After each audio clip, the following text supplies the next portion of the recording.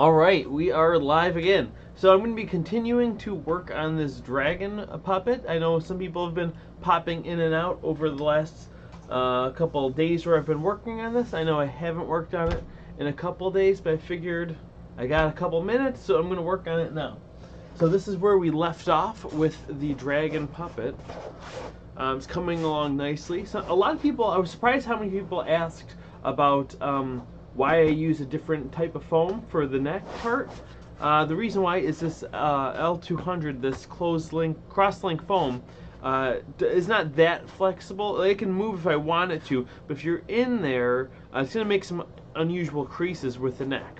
Whereas this reticulated foam, this filter foam, it is a little bit more giving. It'll give a little bit more flexibility in the neck. Same thing with the bottom jaw. So what I'm going to be doing now is working on smoothing out a lot of these seams. I'll be doing that with a bunch of sandpaper as well as razor blades if there's some bigger edges in certain spots, and just kind of smoothing it all up. And now that's something you really have to do, especially if you're covering something with fleece. If you're covering it with fur, depending on what your design is, it's not as critical to be as meticulous about it. But with fleece, you definitely want to, and this is going to be a fleeced character. So I'm going to start off doing some of those larger areas with the razor blade here. So mostly those are a lot. If you look at the top of this tail, or if you look at it from there too, there's kind of some points on it, and I want to take those edges off. That's where I kind of angled the foam, so it would be, because it's kind of a, you have to decide when you do and don't want to do that, because if you don't do it at all, you'll end up with a really wide piece. But if you can angle some of your cuts, it'll make it look a little bit nicer. And actually, this blade's getting a little old. Let me get a new one.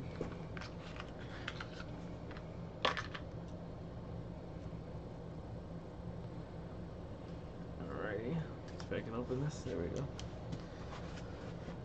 So I'm going to take the edge off of, oh yeah, look at that, like butter. These are the Persona blades. You cannot beat a nice Persona blade, especially a fresh one straight from the box. I want to make sure I'm doing it kind of the same on both sides. So I got a little bit of an angle here on the tip of the tail too. Right now we are live on Facebook as well as Instagram. So we should have a handful of people checking it out from different spots. I'm going to try to keep my eyes in the comments too, so feel free to ask whatever your little heart desires. Okay. Smoothing that out like that. Again, you want to make sure you're keeping an eye on the shapes, making sure you're staying symmetrical.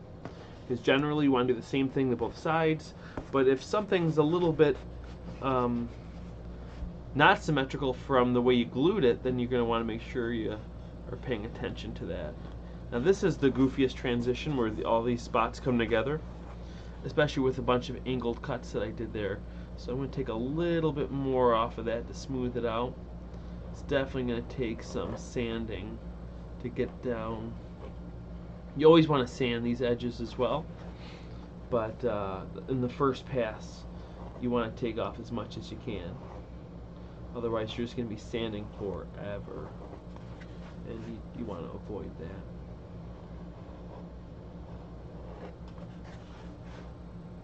It's looking better. Feel around for seams.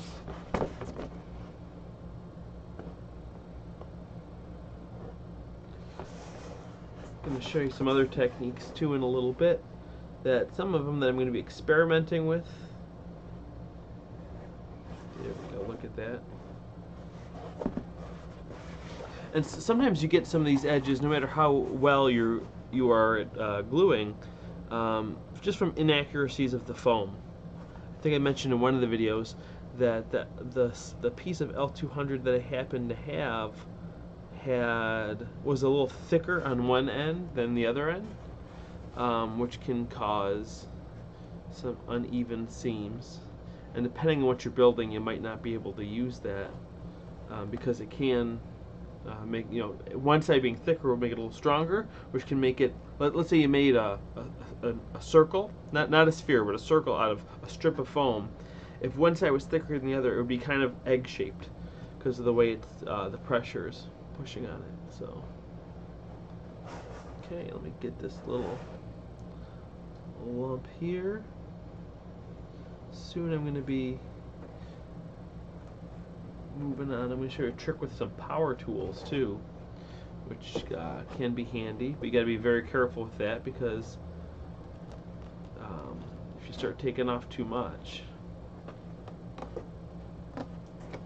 Now this is another part, especially with the two different types of foams, you can get a little, you can probably tell that's a little bit pinched out here more than it should be.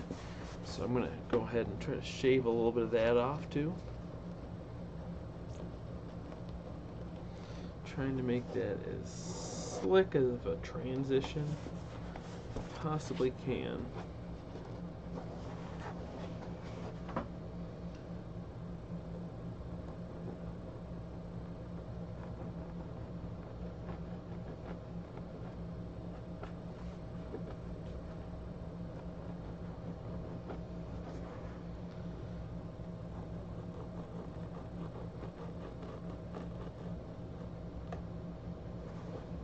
Okay.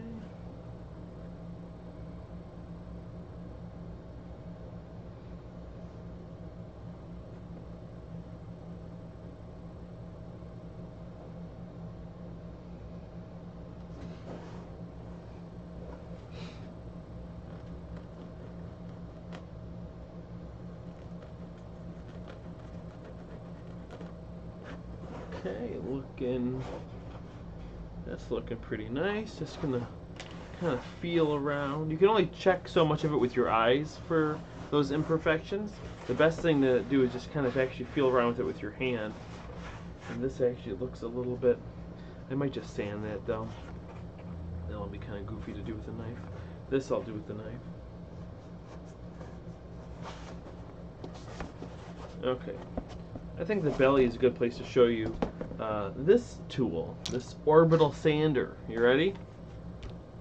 It's a nice thing. I have on here an 80 grit. I found with foam that works pretty well. Especially, I wouldn't do that with a belt sander because a belt sander would really take a lot off. But the orbital sander, because of the way, I think the way this one works, it doesn't just spin, it kind of vibrates and slowly spins. So it doesn't go crazy taking stuff off. If you did a belt sander, you'd want to go much thinner, or smaller grit. But I found 80 works pretty well with this. Anything bigger, it just leaves kind of big gouges, and like 60 grit's a little too rough.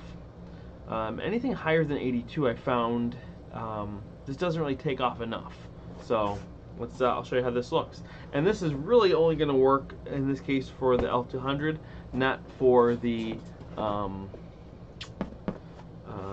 reticulated foam. So let me show you this.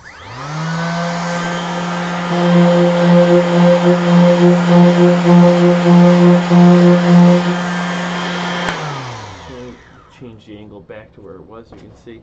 So I'm going to get, you can already see, you can see these registration marks here. I'm going to kind of sand those off. That's a nice thing too, it can kind of sand off a lot of your marks.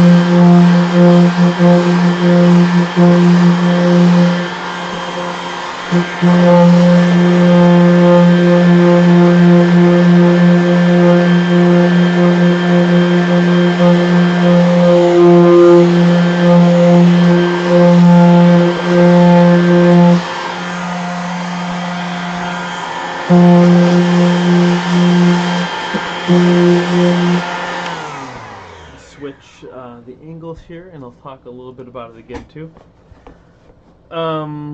It's doing pretty well. You know, you don't want to go crazy with this. You know, like I said, it can get rid of some of the marker lines, but in most cases that doesn't really matter anyway because of the way you're going to be cutting it.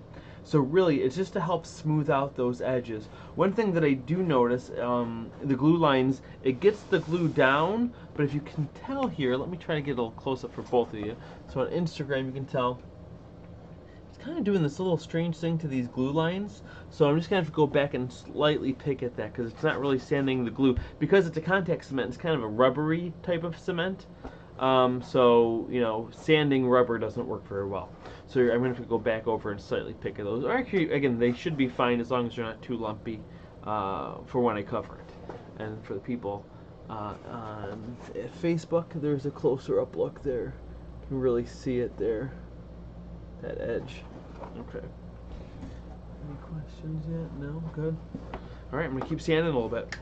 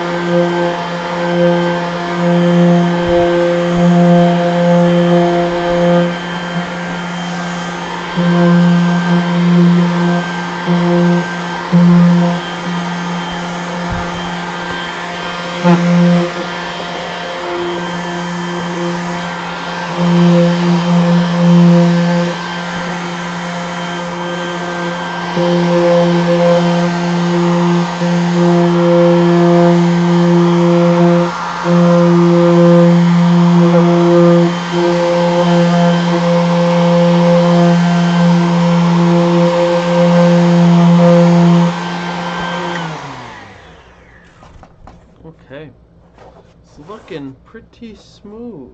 I think I'm just going to get the back of this tail a little bit more, and I'm going to lightly hit the skull, but the skull doesn't really need so much. And then I'm also going to lightly hit it with hand sandpaper, and then we'll pick up where we left off.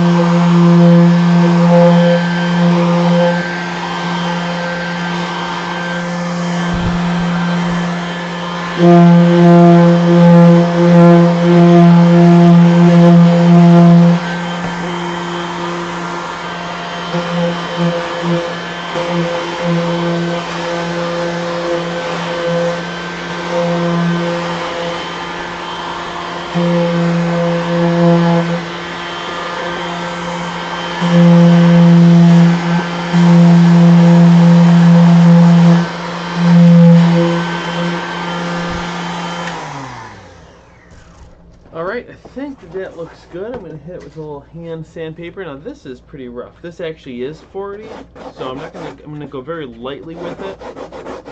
If you do it by hand, again, it's not so bad.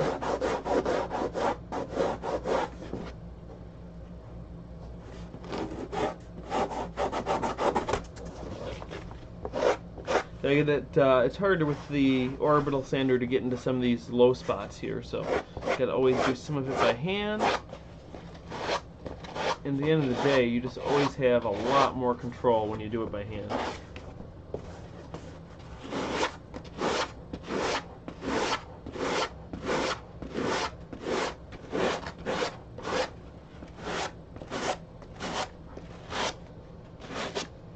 Another thing I like about sanding this kind of foam before I apply the covering is if you are using fleece, the thing that's kind of nice about it is it's not going to float around on you. Okay, not that it really should much anyway, but it just creates more friction, and then it just it won't slide around, especially on a bigger piece like this.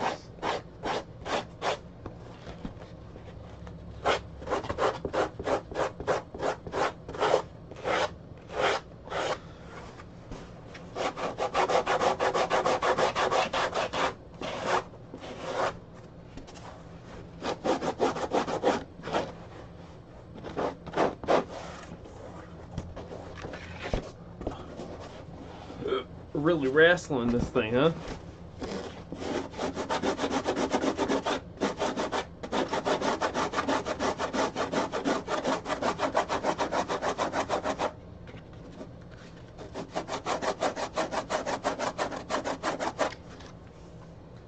Looks like we have a comment.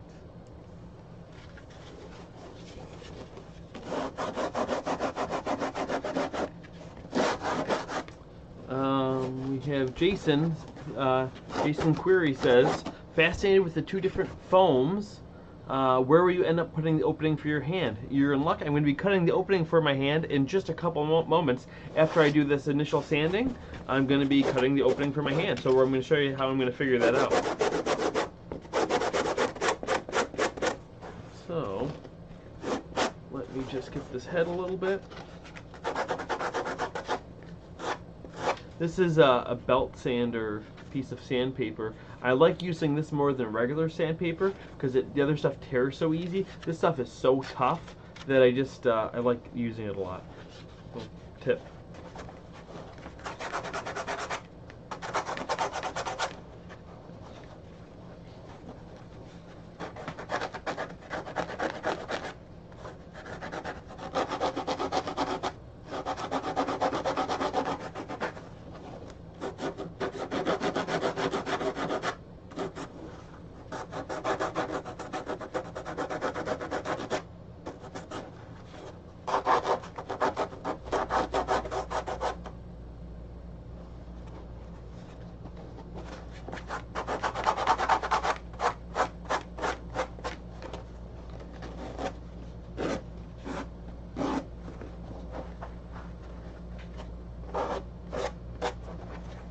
Here's Louise Lennon from the UK. How's it going? Any Instagram comments? Not much.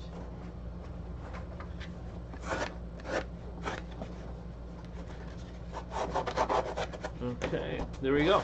So now I'm going to find out exactly where I want the the hand entrance to be. So it's not going to be in the bottom like a traditional puppet. This isn't an over the head style puppet. This is going to be a, if you've ever seen Little Shop of Horrors, Pod 2 is an arm illusion puppet, and it's going to be kind of like that. So it's going to be right-handed. So it's going to look like the guy's carrying around this dragon just like this, okay? So what I notice is this is the perfect height, though, for the puppet. So looks like I need it to be right there. So I'm just going to draw a little line there, and I'm going to trace. Do I have any entrance rings here? Well, I don't think I do, but I can just measure it. Usually I do about a 4-inch hole. So let me measure that out. Kind of standard. There we go, look at that.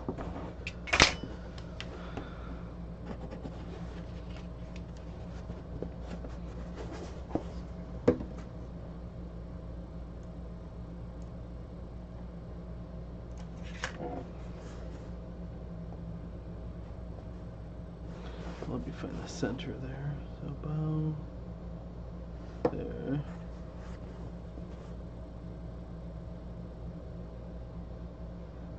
To there.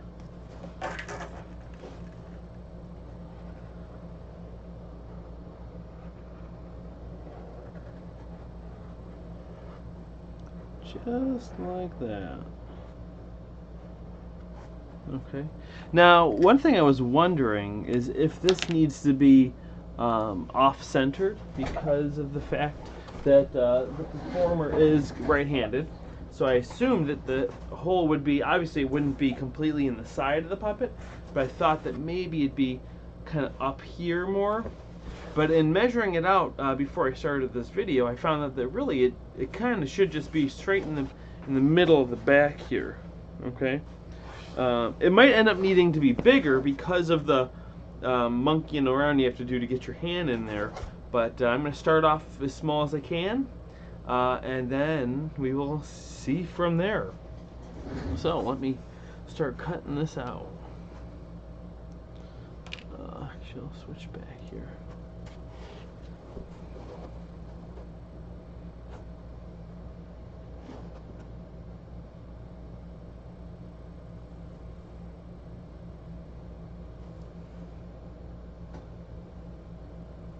Jessie Boy says she likes my Audrey 2 puppets that I made before. Thank you. If you check out on YouTube, just type in Adam Krutinger Little Shop, you'll see I kind of documented most of my process for building those puppets.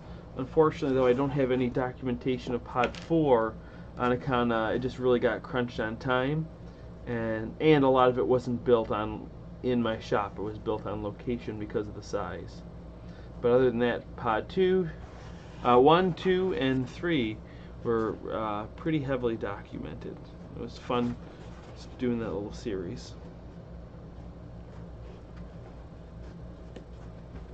Okay, so we have that cut out there. Now, so if I'm gonna test it out here, put the old hand in there. Let's see. Okay, yeah, I'm definitely gonna need to get it's because of the angle. So the 4-inch is what I always use for the entrance holes, but clearly at this point, going in at this angle is not enough to clear it. So let me see here. What am I gonna do? Definitely have enough room inside the hand. I just need to get, essentially I need my elbow to clear. So looks like I'm gonna have to cut out more from the bottom. So rather than just cutting it completely out at this point, so I can do something that's easily reversible, I'll draw it out for you. What I'm gonna do is just cut some slits straight down from here to there. That way I can bend that little flap down then and see if that is hopefully enough for me to be able to get my arm in there and cut that corner. That's really the big obstacle here. I'll go down to there.